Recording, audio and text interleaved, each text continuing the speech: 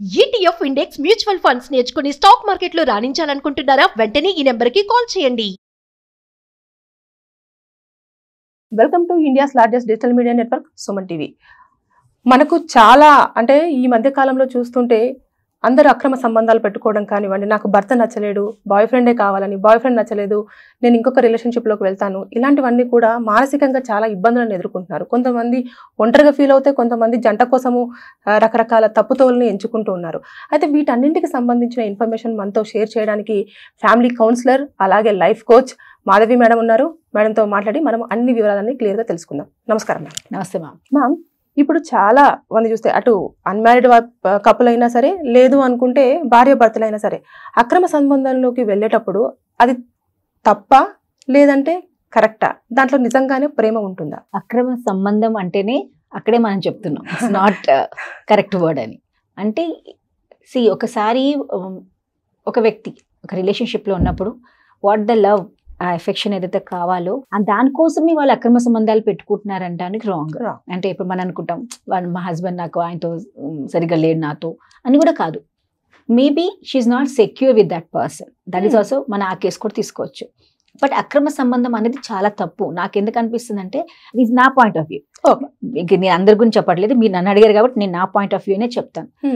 ఒక సంబంధం అనేది ఇంపార్టెంట్. ఒక రిలేషన్షిప్ అనేది లీగలా ఇల్లీగలా ఎప్పుడు అనిపిస్తుంది అంటే మనం బట్టి ఉంటుంది. ఓకే, ఆ వ్యక్తికి ఆ సమయంలో అతనికి ఆ రిలేషన్ నచ్చట్లేదు అంటే చాలా ఆప్షన్స్ ఉంటాయి. ఈ కెన్ ఆ రిలేషన్ నుంచి బయటకు వచ్చేసి కావాల్సిన రిలేషన్షిప్ లోకి వెళ్ళిపోవచ్చు. కానీ ఇక్కడ ఏం జరుగుతుందంటే ఆ పర్టికులర్ అంటే ఇక్కడ మనీ మేబీ ఇక్కడ మంచి ఫైనాన్షియల్ సౌండ్ బాగా ఉంది, అక్కడ తనకు కావాల్సిన ఈ హస్బెండ్ ఏమో సరిగా సపోర్టివ్ గా ఉండకపోవచ్చు. రోజు ఒక రకం చాదస్తాలు ఉంటాయి కొంతమందికి, ఇక్కడికి వెళ్ళకూడదు అక్కడికి వెళ్ళకూడదు, ఇవన్నీ కొన్ని చాదస్తాలు, కొన్ని అలాంటి ప్రాబ్లమ్స్ ఉంటాయి. కొన్ని ఏంటంటే ఫ్యామిలీ వాళ్ళ ఇంట్లో ఉన్న అత్తగారు మామగారు టార్చర్స్, ఇవి కూడా చాలా ఇంపాక్ట్ క్రియేట్ చేస్తాయి ఒక అమ్మాయి మీద, ఒక లేడీ మీద. ఇంకోటి ఏంటంటే పేరెంట్స్ సమయంలో వాళ్ళ పేరెంట్స్ ఒప్పుకోకపోయి ఉండొచ్చు ఆ పెళ్ళప్పుడు.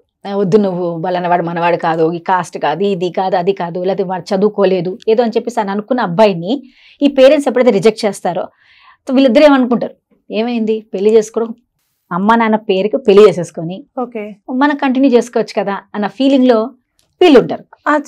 సో ఈ రెండు క్రైటీరియాస్ మనం ఆలోచించవచ్చు. అంటే అక్రమ సంబంధం అని మనం అంటున్నాం ఏంటంటే బికాస్ ఆ అమ్మాయికి రెండు కావాలి ఇక్కడ. ఓకే, ఇటు హస్బెండ్ నుంచి ప్రాబ్లం ఏంటంటే ఫైనాన్షియల్ గానో లేకపోతే సొసైటీలో పేరు, ఈ మధ్య మళ్ళీ బయటకు వస్తే చూసావా అందరు ఏమంటారా, పేరెంట్స్ ఏం తిడతారా అని ఒక ఫీలింగ్ లో. ఇక్కడ హస్బెండ్ హ్యాపీ, అన్ని మంచిగా ఛాన్సెస్ వస్తున్నాయి. అక్కడ ఏంటంటే ఆ వ్యక్తి తన జీవితంలో అనుకుంది కానీ వాళ్ళ పేరెంట్స్ వాళ్ళు వద్దనలేదు కాబట్టి వాడిని వదులుకుంది. ఇప్పుడు ఏం చేస్తుంది, మళ్ళీ కంటిన్యూ. సో ఈ సంబంధం వల్ల ఇద్దరికి ఆమె లాస్ చేస్తుంది. ఆమెకు అర్థం కావట్లేదు అక్కడ, because she's not happy with this person and ఇంకా అతనితో కూడా ఉండట్లేదు.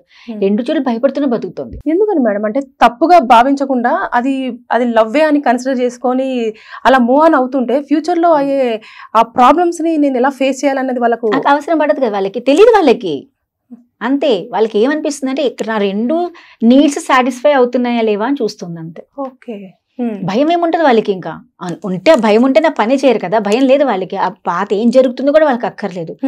అలాంటి వాళ్ళకి ఎలా ఉంటుందంటే నేను ఎక్కడ అంటే అంటారు కదా క్యారెక్టర్స్, ఇక్కడ ఒక క్యారెక్టర్ అక్కడ ఒక క్యారెక్టర్, ఈజీగా షిఫ్టింగ్ చేసుకుంటారు వాళ్ళు. వాళ్ళకి ఏం ప్రాబ్లం అనిపించదు. మీరు అన్నట్టుగా ఎవరైతే భయపడుతూ ఉంటారో రేపు ఏమవుతుందా అని ఇద్దరు చోట్ల కూడా హ్యాపీగా ఉంటారు వాళ్ళు యాక్చువల్ గా అయితే. బట్ ఎవరికైతే ఇద్దరు కావాలి కానీ ఇద్దరు దగ్గర హ్యాపీగా ఉండరు. ఎందుకంతే కదా, భయం కదా. హస్బెండ్ తెలిస్తే ఎక్కడ నన్ను ఇంట్లో దోసేస్తాడా, డబ్బులు ఇవన్నీ పోతాయా, లేదా ఫ్యామిలీ వాళ్ళు ఏమంటారా, పేరెంట్స్ ఏమంటారా, సొసైటీ ఏమంటుందా, ఇవన్నీ ఉంటాయి కదా. అక్కడ వాడు ఇన్ని రోజుల నుంచి బాండ్ అది వాడు వదులుకోలేకపోతుంది. పేరెంట్స్ అన్న మాట వదులుకుందే తప్ప. కానీ ఈ అక్రమ సంబంధాలు మీరు అనేది ఒక్కొక్కసారి మీరు ఎక్కువగా మనం అక్కగా చదివితే తెలుసుకుంటే సర్వే చేస్తే it will be at the time of 35 years నుంచి స్టార్ట్ అవుతాయి. అంటే ఆడవాళ్ళకి 35 years 40 years మధ్యలో. ఎందుకంటే ఆ టైంలో వాళ్ళకి ఏమవుతుందంటే పిల్లలు కొంచెం పెద్దగా అయిపోవడం, హస్బెండ్ కూడా ఇంకా అప్పుడు కొంచెం అతను కూడా చాలా బిజీ అయిపోవడం, ఈమెకి టైం ఇవ్వకపోవడం, పెద్దవాళ్ళు అందరూ వచ్చి ఈమెను ఏమంటారంటే నువ్వు పెద్దాన్ని అయిపోయావు కదా, ఇంకా పిల్లలు ఉంటారు కదా, ఇంకా దాన్ని అప్పుడు దాకా బికాస్ యాజ్ ఎ లేడీ ఎప్పుడు ముసలి వాళ్ళు అవ్వాలని నాకు కోరిక ఉండదు. ఈ ఏజ్ వచ్చేసాక ఏమనిపిస్తుంది అంటే న్యాచురలీ ఆమెలో బాడీ చాలా చేంజెస్ వచ్చేస్తూ ఉంటాయి. ఈ టైం పీరియడ్ ఆఫ్ ఏం చేయాలో అర్థం కాదు ఆమెకి. అప్పుడు ఎవరో ఒకళ్ళు ఉంటారు కదా, ఇప్పుడు మీరు ఈ అక్రమ సంబంధం మేబీ లవరే అక్కర్లేదు ఆమెకి, బయటవాడు ఎవరైనా చాలా ఆమె. అంటే అప్పుడు ఆ టైంలో తనని కన్సర్న్ గా చూసుకునే వాళ్ళు అంతే, లవ్ వచ్చేస్తుంది కదా. వాడు వచ్చి అబ్బా చాలా బాగున్నారు మీరు, అయ్యో మీ ఫ్యామిలీలో మీ హస్బెండ్ మీరు పట్టించుకోడా, అరే మీరు ఇంత కష్టపడుతున్నారు అన్న మాటల కోసం అంటే ఆ మాటలు వినలేక ఎవరు ఇంటర్లో అంటలేదు ఆమెని, ఇది నీ డ్యూటీయే కదా అనేవాళ్ళే తప్ప ఎవరు కూడా నువ్వు నిజంగా ఇంత కష్టపడుతున్నావా, రియల్లీ నువ్వు గ్రేట్, ఇంత బాగా చేస్తున్నావు అనే వాళ్ళు ఎవరు లేరు ఇంట్లో. అయి ఉండొచ్చు, అలాంటి వాళ్ళు ఎవరు మాట్లాడారు అనుకోండి ఏమైపోతారు, వాళ్ళు అటువైపు వెళ్ళిపోతారు. ఆ టైంలో మీరు అన్నట్టుగా వాళ్ళకి ఏది తెలీదు, ఇది తప్పు రాంగ్ తెలీదు, జస్ట్ షీఈస్ ఫీలింగ్ హ్యాపీ, అమ్మయ్య నన్ను ఎవడన్నా నన్ను వేరే వాళ్ళు నన్ను మెచ్చుకునే వాళ్ళు దొరికారు, ఇంకా వీళ్ళతో నా లైఫ్ షేర్ చేసుకోవచ్చు. లైఫ్ షేర్ చేసుకోరు, only they share the thoughts and opinions. Life మాత్రం హస్బెండ్ కనే హస్బెండ్ తో ఉండాలని ప్రయత్నిస్తారు, కానీ మనసు ఇప్పి మాట్లాడడం ఏం భయం ఉంటది కదా ఇక్కడ. అంటే మనం ఒక మాట మాట్లాడుకోవచ్చు, తప్పుగా చూసుకోకుండా ప్రేమగా ప్రేమ అని మనం గుర్తించవచ్చా దీన్ని? ఈ రిలేషన్ ప్రేమ అని కాదు, ఇది దిస్ ఇస్ కాల్డ్ అట్రాక్షన్ ఇక్కడ, అంతే. అది ప్రేమ కాదు, దీనికి ఆమెకు కూడా తెలుసు. ఒక్కసారి ఎప్పుడు పడుతుంది తెలుసా, ఎప్పుడైతే ఇతను వదిలేసి వెళ్తుంది కదా, అతను కూడా దాన్ని సపోర్ట్ చేయనప్పుడు తెలిసిపోతుంది. ఇది కొన్ని రోజుల భావమే అంతే, బికాస్ ఇక్కడ వాల్యూ లేదని అనుకుంటోంది ఆమె. బట్ ఒక్కసారి ఈ సంబంధంకి వెళ్లే ముందు ఎప్పుడైనా వాళ్ళ హస్బెండ్ ఓపెన్ చేసి మాట్లాడుకున్న భయం, ఓకే వాడు ఎందుకు మాట్లాడో, లేకపోతే ఆయన పనులు ఆయన ఉన్నప్పుడు ఈయన ఎలాగో నన్ను పట్టించుకోడు, అదే ట్యాగ్లు వేసేసుకుంటారు కదా అందరూ, ఎలాగో నేను చెప్తే ఈయన వినిపించుకోరు, నేనేం నన్ను పట్టించుకోడు అన్న ఫీలింగ్ లో ఉన్నప్పుడు వీళ్ళు బాగా వాళ్ళకి ఆప్షన్ దొరికేస్తుంది వాళ్ళకి, వీళ్ళు వాడుకుంటున్నారని వీళ్ళకి తెలియదు. ఇక్కడ ఫైనాన్షియల్ గా ఈ అమ్మాయి దగ్గర కూడా డబ్బులు ఆగుతారు, అది కూడా మీరు చూడండి. అక్రమ సంబంధాల్లో వాడు చాలా వరకు పెట్టుకున్న వాడికి మేబీ వాడు కూడా ఫైనాన్షియల్ గా సౌండ్ ఉండడు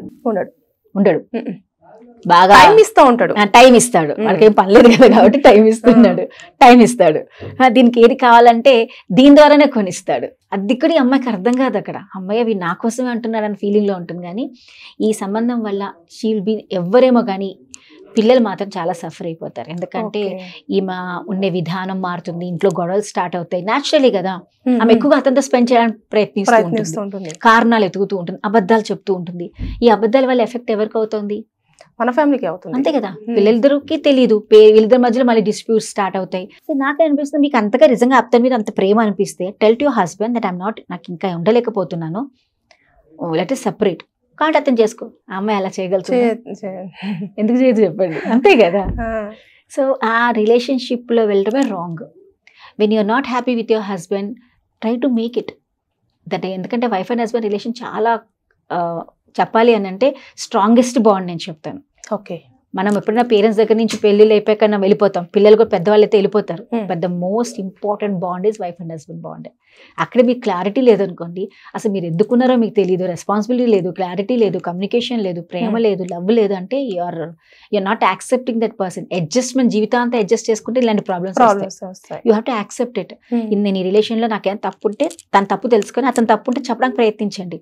అరే నాకు ఇది నచ్చట్లేదు మీలో, మీరు నాకు టైం ఇవ్వట్లేదు, ఏదో ఒకటి చెప్పడానికి ఎత్తితే నీకు ప్రాబ్లం ఉందో ఆ ప్రాబ్లం అడిగితే అయిపోతుంది. కానీ చాలా మందికి ఇప్పుడు ఇది ఒక మీరు అనొచ్చు ఫ్యాషన్ గా కూడా అయిపోయింది. ఇది ఒక ఫ్యాషన్ కంటే కూడా ట్రెండ్ అనొచ్చు, ట్రెండ్ కూడా అనుకోవచ్చు. ఒక ట్రెండ్ క్రియేట్ చేసేసారు. అంటే అంతే, ఇంకా పక్కన వాళ్ళు నచ్చారు అంతే, వాళ్ళకి తప్పు అనిపించట్లేదు, అది కరెక్ట్. ఎందుకంటే నాకు మా ఆయన టైం ఇవ్వట్లేదు, ఎమోషన్ ఇవ్వట్లేదు, లవ్ ఇవ్వట్లేదు అన్న రీజన్స్ ఇవన్నీ మీరు కూడా చాలా వినుంటారు. అంతే, ఏదైనా సరే కానీ ఫ్యూచర్ లో మాత్రం చాలా ఇవన్నీ ఇంకా ఎన్ని చూడాల్సి వస్తుంది అనేది మాత్రం చాలా. దీని వల్ల ప్రాబ్లం అయ్యేది మీ పిల్లలు కూడా దే విల్ నాట్ రేపటి నుంచి ఏ రిలేషన్షిప్ లో వాళ్ళు ఈజీగా తీసుకోరు. వాళ్ళు కూడా చూస్తూ ఉంటారు కదా, ఏది కూడా సీరియస్నెస్ ఉండదు రిలేషన్షిప్ లో. రేపటి వాళ్ళు మ్యారేజ్ చేసుకోమంటే దాన్ని చాలా ఈజీ టేకింగ్ తీసుకుంటారు. ఏమైనా ఒకసారి పెళ్లి చేసుకుంటాం, చెప్పకపోతే ఇంకోటి చేసుకుందాం, అయిపోతుంది ఆ ట్రెండ్. ఆ కల్చర్ పాడైంది, పిల్లల్లోకి వచ్చిన వాల్యూస్ పాడైపోతాయి.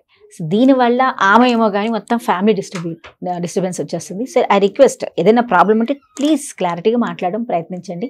మీ ప్రాబ్లమ్ సాల్వ్ చేసుకోండి.